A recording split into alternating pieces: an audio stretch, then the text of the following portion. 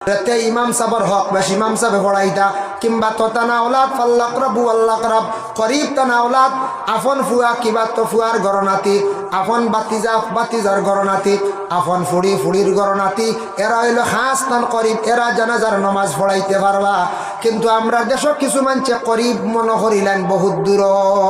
কিলারনি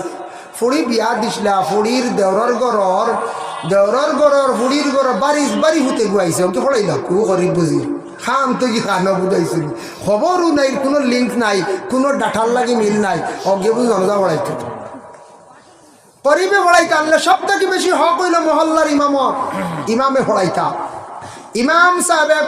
কি করতা বলে জানাজার নমাজ পড়াইতা নতুবা তানা আপনার খাস আওলাদ যদি কেউ তখন পড়া করিব যদি তখন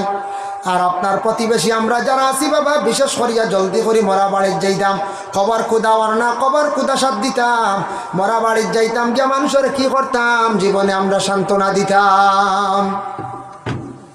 মরা বাড়ির যাইতাম এটা আমরার হক ওয়াইত্তাবাউল জানাইজ জানাজার মধ্যে যাইতাম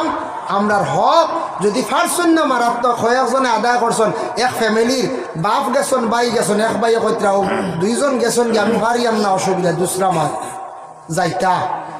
প্রতিবেশীর হক হইল গে জানাজা তো যাইতা মইয়িত বাড়ি জলদি করে যাইতা